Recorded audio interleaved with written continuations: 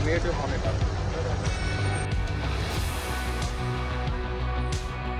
नमस्कार, आप देख रहे हैं पंजाब केसरी। मैं हूं विकास जुलाना। अभी मौजूद हूं लाल किले के बिल्कुल सामने, जहां पर ये ब्लास्ट कल शाम को हुआ है।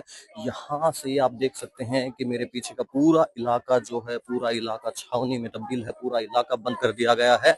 और ये आप पीछे एक सफेद वो देख सकते हैं, पर्दा देख सकते हैं। इस पर्दे के पीछे यहाँ से लेकर यहीं से कुछ दूरी तक ये जो ब्लास्ट है, वो ब्लास्ट को यहाँ पर शाम को अंजाम दिया गया था, जिसके बाद से इस पूरे इलाके को बंद कर दिया गया है। आसपास का पूरा इलाका बंद है। लाल किले का ये गेट है, बिल्कुल लाल किले के सामने अभी हम खड़े हैं।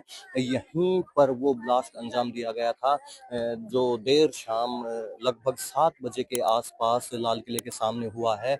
यहीं आसपास के यहाँ कुछ शाम को बताया जा रहा है कि लोग जहाँ खड़े थे, वहाँ आसपास की गाड़ियां जितनी हैं सभी पर बुरी तरह से इम्पैक्ट हुआ। लगभग 200 मीटर दूर तक इसका इम्पैक्ट देखा जा गया है शाम को, क्योंकि आसपास की जितनी गाड़ियां हैं सबके शीशे टूट गए, परखच्चे उड़ गए। जो नजदीकी गाड़ियां थी उनके पूरी तरीके से परखच्चे उड़ गए और दूर दूर तक गाड़ियों के शीशे टूटे।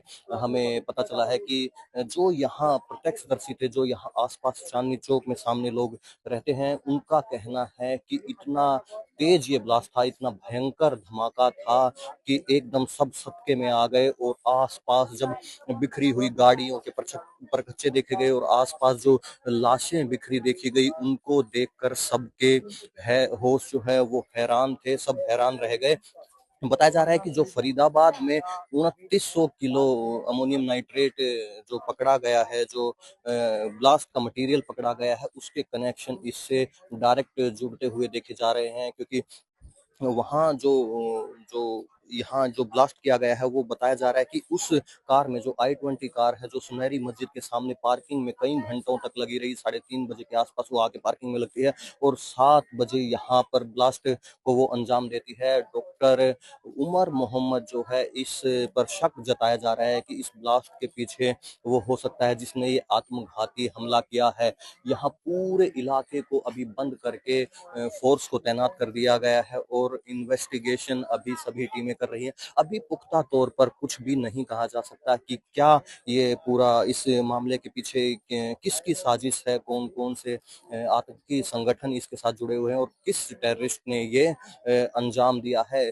बार बार एक ही नाम पर शक जताया जा रहा है, डॉक्टर उमर मोहम्मद। क्योंकि जब फरीदाबाद में ये जो मॉड्यूल है उनका पकड़ा जाता है, जब ब्लास्ट का मटेरियल वहां से पकड़ा जाता है, तो उसके बाद से पैनिक में आकर सदके में इस जो ब्लास्ट है वो उसको अंजाम दिया गया। क्योंकि उसके पास अभी उसके साथी पकड़े गए हैं। उसका पूरा जो मॉड्यूल है उसको जो जम्मू कश्मीर पुलिस, हरियाणा पुलिस है, उसने बस्ट कर दिया था, जिसके बाद से उसके पास जो बचा कुचा सामान था उसको लेकर वो यहाँ आता है और एक जल्दबाजी में, अफरा तफरी में इस ब्लास्ट को वो अंजाम देता है। आपको बता दें कि अगर वो यहाँ पर इस मॉड्यूल को अंजाम नहीं देता और अगर उसका फरीदाबाद का कनेक्शन साबित होता है, तो आप सोच सकते हैं कि ये कितनी बड़ी साजिश हो सकती थी। क्योंकि एक बड़ी मात्रा में विस्फोटक वहां से पकड़े गए हैं। वो विस्फोटक और जो दिल्ली में ये ब्लास्ट हुआ है, अगर ये विस्फोटक सब एक साथ मिलकर अगर दिल्ली के अलग अलग इलाकों में या एक ही जगह पर पूरा ये ब्लास्ट को इकट्ठा मिलकर इतने बड़े विस्फोटक से अंजाम दिया जाता, तो आप सोच सकते हैं कितनी भारी कैजुअलिटी, कितना बड़ा नुकसान हो सकता है। क्योंकि ये सिर्फ एक ब्लास्ट से लगभग 9 लोगों की मौत हुई है, 20 से ज्यादा लोग घायल हैं। आसपास का पूरा इलाका आग में तब्दील हो गया था, गाड़ियों के परखच्चे उड़ गए थे। तो आप सोच सकते हैं कि अगर फरीदाबाद का मॉड्यूल नहीं पकड़ा जाता, वहां विस्फोटक इतने नहीं पकड़े जाते और ये पूरा एक बड़ा जो ब्लास्ट है उसकी साजिश अगर आतंकियों की सक्सेसफुल रहती, जिसको जम्मू कश्मीर पुलिस ने समय रहते रोक लिया, तो ये कितना बड़ा एक धमाका हो सकता था।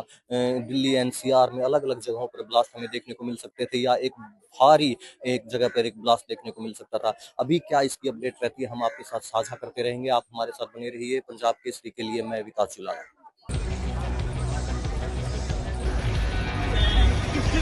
Order the major monitor.